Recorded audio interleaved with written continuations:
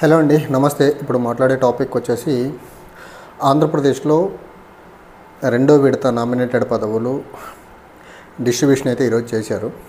అందులో ప్రధానంగా దగ్గరగా 60 పైచిలుకు స్థానాలకు అనౌన్స్ చేస్తే టీడీపీకి వచ్చి 48 కార్పొరేషన్ చైర్మన్లు ఇచ్చుకున్నారు. టీడీపీకి జనసేనకు వచ్చి 10 ఇచ్చారు అండ్ బీజేపీకి ఒక 3 ఇచ్చారు.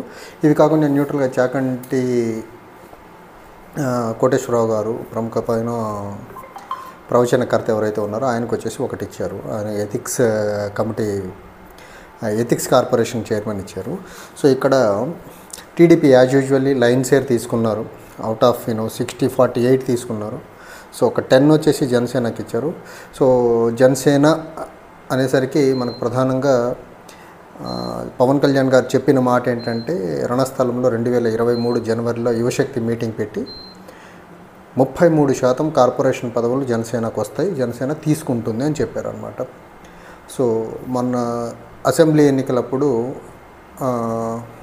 ఇచ్చిన సీట్లు బేస్ చేసుకొని చూసుకుంటే ఏ పర్సంటేజ్ ఆఫ్ సీట్లు ఇచ్చారో అంతకంటే తక్కువ స్థాయిలోనే నామినేటెడ్ పదవులు, బీట్ కార్పొరేషన్ అవనివ్వండి, మన టీటీడీ అవనివ్వండి, లేకపోతే అంతకుముందు కార్పొరేషన్లో ఉన్నటువంటి డైరెక్టర్ పొజిషన్స్ అవనివ్వండి, ఇవన్నీ జనసేనకు చూసుకుంటే లెస్ దెన్ 20% పదవులు మాత్రమే జనసేనకు వస్తుంది. లైన్ షేర్ మొత్తం టీడీపీ తీసుకుంటుంది. అది ఏ క్రైటీరియా ప్రకారం ఇలా తీసుకుంటున్నారు ఏంటి బయట ప్రపంచానికి ఎవరికీ తెలియదు. అది చంద్రబాబు నాయుడు గారికి, పవన్ కళ్యాణ్కి మాత్రమే తెలిసి ఉండాలి. సో ఇక్కడ జనసేనకు ఇచ్చిన వాళ్ళల్లో చాలామంది నాకు వస్తుంది కార్పొరేషన్ చైర్మన్ పదవులు. ఫస్ట్ ఫేజ్లో రాని వాళ్ళు సెకండ్ ఫేజ్లో పక్కా అనుకున్నారు. సెకండ్ ఫేజ్లో కూడా ఆ పేర్లు చెప్పడం నాకు ఇష్టం లేదు, ఎందుకంటే వాళ్ళు మళ్ళీ ఇబ్బంది పడతారేమో. సో వాళ్ళ పేర్లు అయితే ఇష్టం లేదు, కానీ ప్రముఖంగా ఎప్పుడు మీడియా ముందుకు వచ్చి మాట్లాడే కొద్దిమంది ఉన్నారు. వాళ్ళందరూ పక్కాగా నామినేటెడ్ పదవులు పక్కాగా మాకు వస్తే మేము చేసిన హార్డ్ వర్క్కి మాకు డెఫినెట్గా తగిన రివార్డ్ అయితే వస్తుంది అనుకున్నారు. వాళ్ళందరికీ యాజ్ యూజువల్గా ఎవరైతే మీడియా ముందుకు వచ్చి ఎక్కువ తక్కువ మాట్లాడారో, లేకపోతే పార్టీకి ఇబ్బంది కలిగించే మాటలు మాట్లాడారో, లేకపోతే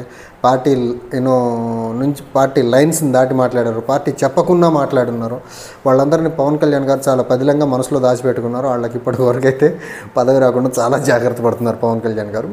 చూడాలి మరి. ఇప్పుడు పదవులు రాని వాళ్ళందరూ ఇంకా 5 సంవత్సరాలు, ఆల్మోస్ట్ 4.5 సంవత్సరాలు ఇంకా గవర్నమెంట్ వీళ్ళ చేతిలో ఉంటుంది కాబట్టి ఇప్పటికిప్పుడు రివోల్ట్ చేయకపోవచ్చు, కానీ డెఫినెట్గా దీని ఇంపాక్ట్ రాబోయే రోజుల్లో, రాబోయే ఎన్నికల్లో మాత్రం చూపించేదానికి ఆస్కారం ఉంటుంది. ఎవరన్నా ఏ పొలిటికల్ పార్టీకి వెళ్ళి పనిచేస్తున్నారంటే డెఫినెట్గా ఏదో పదవి ఆశిస్తారు, తగిన గౌరవం ఆశిస్తారు. గౌరవం లేకుండా, పదవి లేకుండా పనిచేయడం అంటే కొంచెం కష్టసాధ్యమైన పని. పర్టికులర్లీ జనసేనలో కొంచెం మితిమీరి పనిచేసిన వాళ్ళు, పక్కా మాకు పదవులు వస్తాయనుకున్న వాళ్ళు, ఇవన్నీ చాలా రకాలుగా క్యాలిక్యులేషన్ వేసుకొని పనిచేసుకున్నారు. అల్టిమేట్గా ఆశించి పనిచేసిన వాళ్ళకి పవన్ కళ్యాణ్ గారు అయితే పదవి ఇవ్వలేదు. పనిచేసుకుంటూ వెళ్ళిన వాళ్ళలో కొద్దిమంది నిజాయితీ పరులకు అయితే ఇచ్చారు. అందులో మనం ప్రధానంగా చెప్పుకోవాల్సి వస్తే ఒంగోలు జిల్లాకు సంబంధించినటువంటి విజయ్ కుమార్ అనే ఒక ఆయన ఉన్నారు. ఆయనకు మాల కార్పొరేషన్ చైర్మన్ ఇచ్చారు.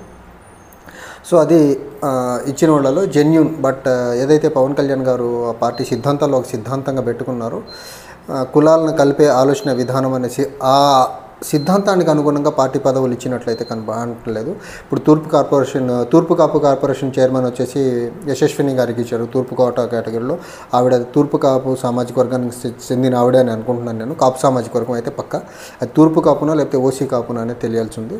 తర్వాత కాపు సామాజిక వర్గానికి సంబంధించినటువంటి కొత్తపల్లి సుబ్బారాయుడు గారు ఉంటారు. ఆయనకు వచ్చేసి కాపు కార్పొరేషన్ వెల్ఫేర్ చైర్మన్ ఇచ్చారు. తర్వాత మనకు విజయ్ కుమార్ గారికి వచ్చేసి మాల కార్పొరేషన్ చైర్మన్ ఇచ్చారు. ఈ రకంగా ఇంకొకటి ఆర్టీసీకి సంబంధించినటువంటి ఒక కార్పొరేషన్ చైర్మన్ ఉంటే అది మళ్ళీ పవన్ కళ్యాణ్ గారి సొంత సామాజిక వర్గానికి ఇచ్చుకునే ప్రయత్నం చేశారు. ఈ రకంగా చూసుకుంటే ఈరోజు ఇచ్చిన కార్పొరేషన్ పదవుల్లో ఆయన పార్టీ మూల సిద్ధాంతంలో ఒక సిద్ధాంతమైనటువంటి కులాలను కలిపే ఆలోచన విధానం ఏదైతే ఉందో, ఏ కులములకి ఆ కుల పదవే అంటబెట్టారు తప్ప, ఒక మంగళగిరి నుంచి చెల్లపల్లి శ్రీనివాస్ గారు ఉన్నారు, ఆయనకు మాత్రం మెడికల్ ఇన్ఫ్రాస్ట్రక్చర్ కార్పొరేషన్ చైర్మన్ ఇచ్చారు. అక్కడ కులానికి సంబంధం లేని అక్కడ ఒక దగ్గర ఇచ్చారు.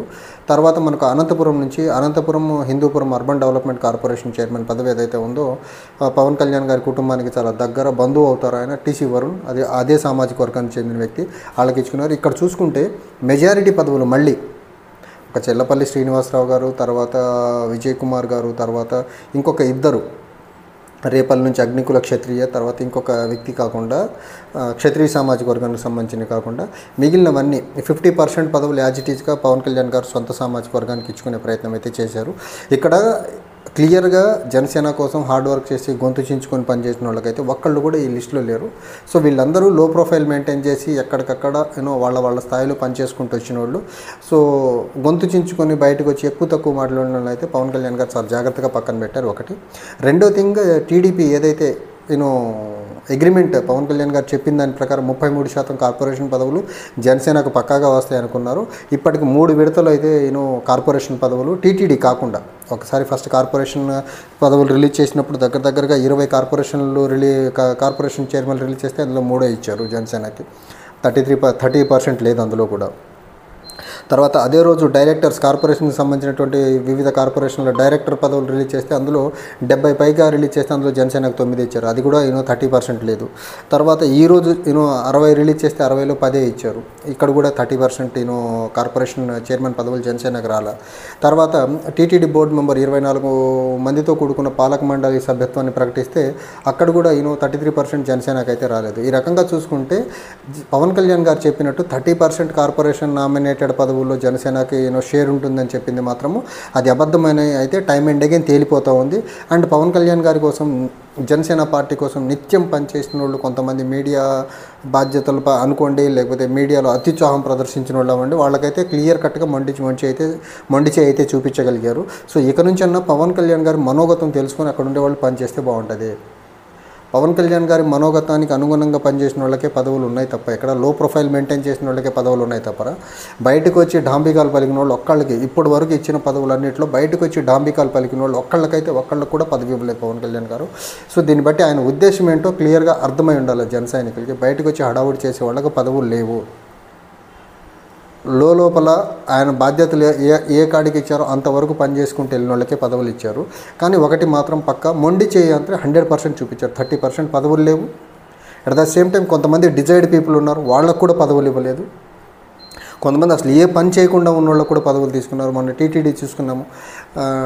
టీటీడీలో 3లో ఒక వైస్ ప్రెసిడెంట్ మహేందర్ రెడ్డి గారు తీసుకుంటే మిగిలిన 2 పార్టీకి సంబంధించింది ఎప్పుడు ఏ కార్యక్రమాల్లో పార్టిసిపేట్ చేసిన వాళ్ళు కాదు, పార్టీ జెండా కప్పుకున్న వాళ్ళు కూడా కాదు, కానీ వాళ్ళకి ఇప్పించుకున్నారు. ఈరోజు కూడా చూసుకుంటే దగ్గరగా ఎక్కువ మంది ఇందులో పార్టీ యాక్టివిటీస్లో చాలా తక్కువ పార్టిసిపేట్ చేసిన వాళ్ళే ఉన్నారు ఈరోజు ఇచ్చిన వాళ్ళలో కూడా.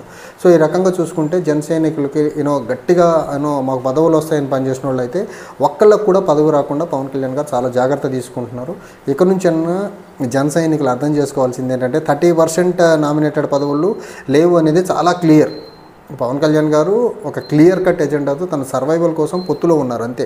పొత్తు లేపితే పార్టీ మనుగడ కష్టం అవుతుందనే అభిప్రాయం పవన్ కళ్యాణ్ గారికి చాలా బలంగా ఉంది కాబట్టి ఆయన పార్టీ సర్వైవల్ చూసుకుంటున్నారు. వచ్చిన కాడికి పదవులు చాలు అనే దాంట్లో ఉన్నారు తప్ప ఆయన ఇప్పుడు పొత్తు లేకపోతే పవన్ కళ్యాణ్ గారు డిప్యూటీ సీఎం అవ్వలేరు, పార్టీ అన్ని సీట్లు గెలవదు. ఇవన్నీ పార్టీ యొక్క ఎగ్జిస్టెన్స్కే ప్రాబ్లం వస్తుంది. కాబట్టి టీడీపీ వాళ్ళు ఎంత ఇస్తే అంత, టీడీపీ వాళ్ళు ఏది ఇస్తే అది తీసుకోవాలి తప్ప టీడీపీకి అగెనెస్ట్కి వెళ్ళి మాకు ఈ పదవులు కావాలని గట్టిగా అడిగి ఫైట్ చేసి మరీ జన సైనికులకి న్యాయం చేసే పరిస్థితులు పవన్ కళ్యాణ్ గారి దగ్గర లేవనేది మాత్రం ఇప్పటి వరకు ఇచ్చిన 3 పర్యాయాలు ఇచ్చిన నామినేటెడ్ పదవులు ఇంక్లూడింగ్ టీటీడీ వాటిలో చాలా ప్రస్ఫుటంగా తేలిపోయింది. జన సైనికులకి ఎప్పటికీ కూటమిలో ఉన్నన్ని రోజులు ఇలా మొండిచోయి చూపించుకుంటూనే వస్తారు తప్ప వీళ్ళకి ఇవ్వాల్సిన due priority, due regard, due respect అనేది నామినేటెడ్ పదవుల్లో అవ్వనివ్వండి, టీటీడీలో అవ్వనివ్వండి, ఏదైనా అవ్వనివ్వండి, గవర్నమెంట్లో అవ్వనివ్వండి. మనం లోకల్గా కూడా ప్రభుత్వ వెల్ఫేర్ కార్యక్రమాల్లో చూస్తున్నాం. జనసేన వాళ్ళని కనీసం దగ్గర కూడా తీసుకోకుండా టీడీపీ వాళ్ళు యూనిలేటర్లుగా పనిచేసుకుంటూ ముందుకెళ్తున్న పరిస్థితులు అయితే మనం చూస్తున్నాం. ఈ రకంగా చూసుకుంటూ జనసేన వాళ్ళు అత్యాశకెళ్ళి డిసప్పాయింట్ అయ్యేదానికంటే అసలు ఈ ఆశ పెట్టుకోకుండా కుదిరితే పని చేయండి, లేకపోతే కామ్ అయిపోవడం బెటర్ అనేది నా అభిప్రాయం. Thank you.